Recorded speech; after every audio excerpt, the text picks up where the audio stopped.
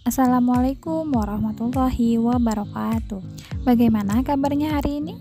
Semoga dalam keadaan sehat walafiat ya. Seperti biasa, hari ini kita masih melaksanakan pembelajaran kita secara online di rumah masing-masing. Oke, tetap semangat belajarnya ya, dan jangan bermalas-malasan. Walaupun kita masih belum bisa bertatap muka secara langsung. Baik, hari ini kita akan melanjutkan ke materi selanjutnya, yaitu ke bab tentang statistika. Tujuan pembelajaran kita kali ini, yang pertama, memahami ukuran pemusatan, yang kedua, memahami ukuran letak, dan yang ketiga, memahami ukuran penyebaran. Yang pertama, kita akan memahami tentang ukuran pemusatan. Di ukuran pemusatan ini ada mean, median, dan modus. Yang pertama, kita akan membahas mean atau rataan hitung. Mean merupakan ukuran pemusatan atau rata-rata hitung. Rumus mean yang pertama yaitu mean data tunggal. Rumusnya, rataan sama dengan X1 ditambah X2 ditambah X3 ditambah titik-titik ditambah Xn atau seterusnya per N, atau rataan sama dengan sigma I sama dengan 1 sampai N XI per N, dengan keterangan sigma X merupakan jumlah data, N merupakan banyaknya data, dan XI adalah data ke I.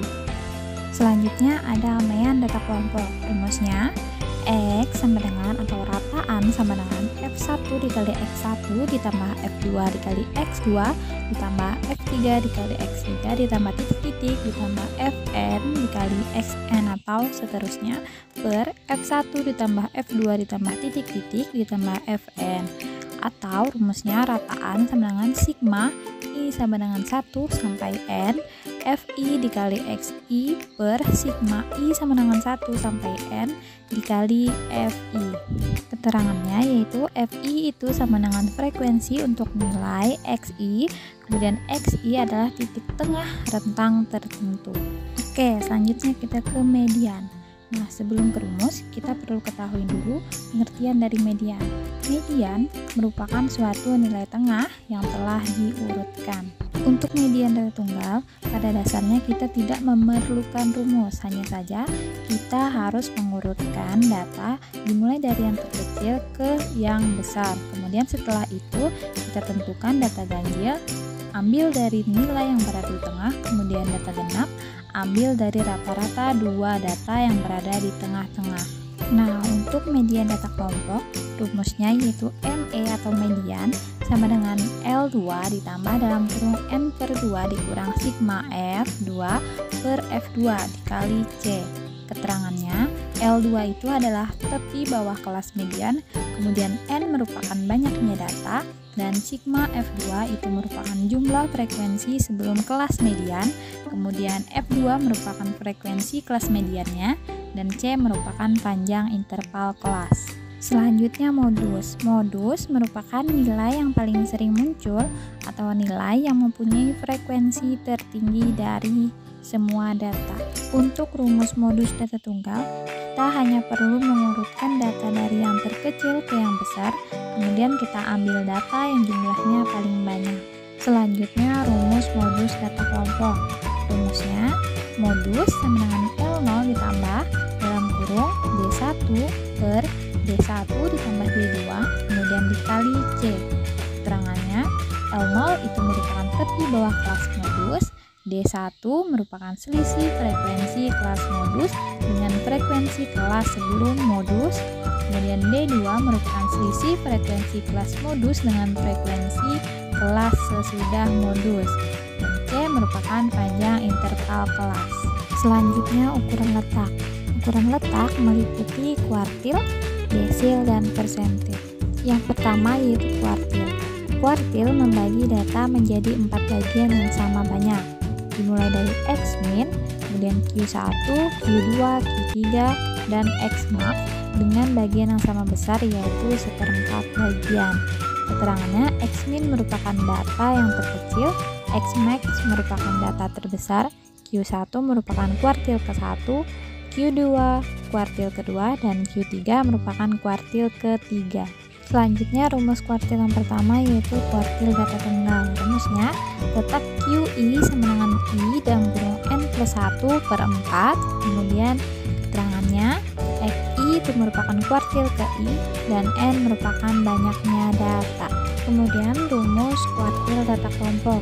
Rumusnya QI sama dengan LI ditambah dalam kurung IN per 4 dikurang sigma FI per FQI dikali C.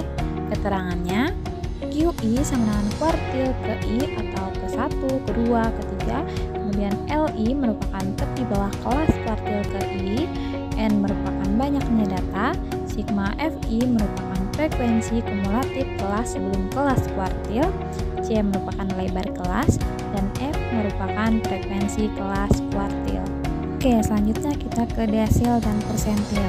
Desil membagi data menjadi 10 bagian yang sama besar, sedangkan persentil membagi data menjadi 100 bagian yang sama besar.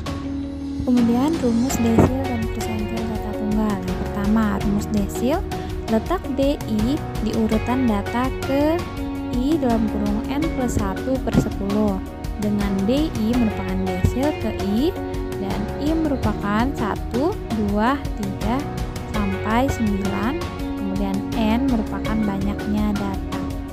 Untuk persentil, letak TI di urutan data ke I dalam kurung N+1 per 100 dengan keterangan TI merupakan persentil ke I merupakan angka dari 1 sampai dengan 99, kemudian N merupakan banyaknya data. Selanjutnya ukuran penyebaran.